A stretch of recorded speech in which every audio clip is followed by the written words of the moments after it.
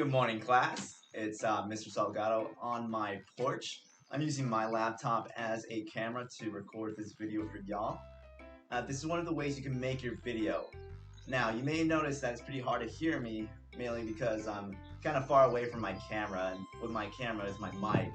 So I might change my video audio using this bad boy, my cellular device.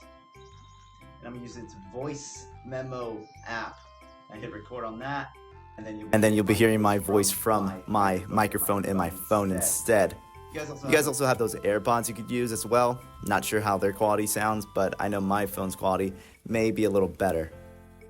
Anyway, this is one of the ways you can make your video as an interview form. I'm taking inspiration from a YouTuber called Wendigo.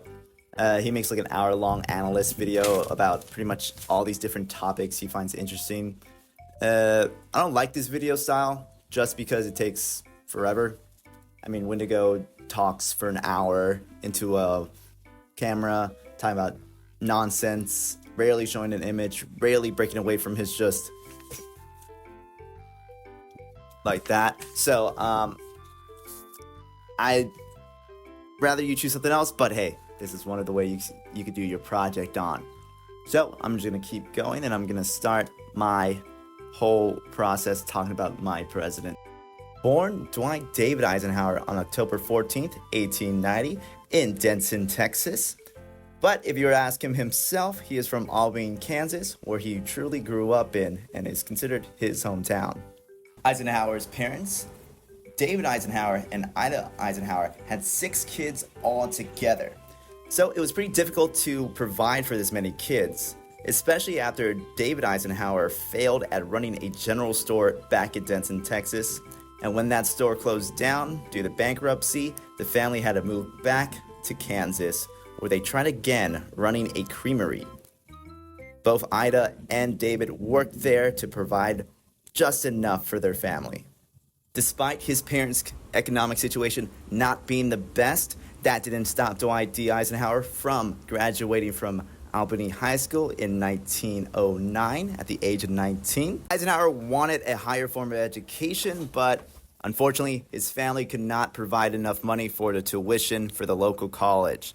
So Eisenhower worked at his father's creamery for the next 3 years, and in 1911, Eisenhower got his chance after he passed the entrance exam to West Point, the best military college in all the country, where he attended there for the next 4 years, graduating in 1915 as a lieutenant in the United States Army.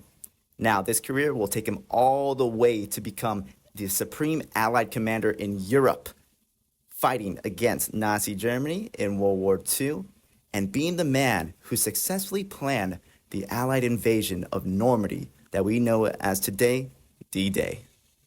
And this fame that he would gain from the Second World War will follow him as he ponders a potential presidential campaign in the 1950s. Hey there guys, it's Mr. Salgado, or Little Mr. Salgado, and I'm here trying to tell you about your second way you guys can do your final project for me, and that's through an animatic.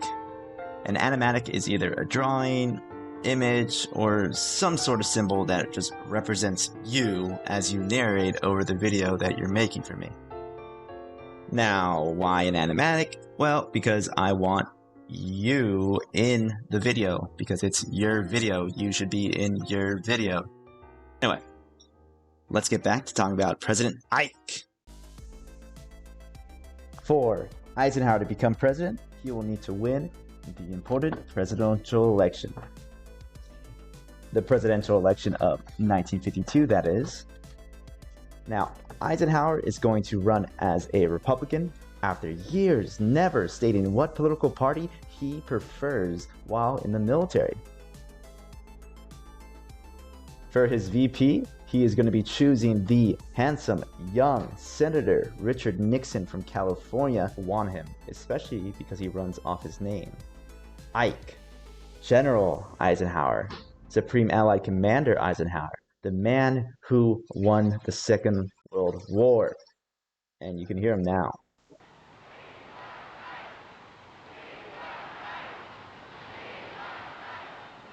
Now, here are the results.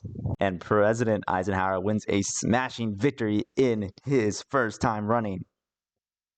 He walks away with 442 Electoral College votes, while his opponent only gets 89 Electoral College votes. Same can be seen in the popular vote, where Eisenhower wins the majority of all the popular votes, winning about 55% of all votes casted in the election of 1952. Which means Eisenhower now becomes President Eisenhower along with his VP, Richard Nixon. Throughout the campaign, the two promised two forms of peace. Peace abroad through the ending of the Korean War under their administration, and peace at home. With Eisenhower's presidency, they hope to end the second great American Red Scare through a stable administration. Hey guys, it's Rhea and Chrono, and we're here to apologize for Mr. Salgado. He's tired. Yeah, very tired. Slumped. He doesn't want to finish out the videos, so we apologize. The best way you guys can do your video is through acting it out. The biggest foreign concern dominating the minds of Americans in the 1952 election was the Korean War, which had started in 1950 under President Truman. Close to 1.7 million Americans have been mobilized to fight for the independence of South Korea and to combat the expansion of communism. Under Eisenhower, the hope is to end the Korean War within his administration, as this is one of his main goals. For domestic concerns, the Second Great American Red Scare controlled the minds of Americans at home. All across the United States, Americans are losing trust in their neighbors, suspecting one another to be communist spies.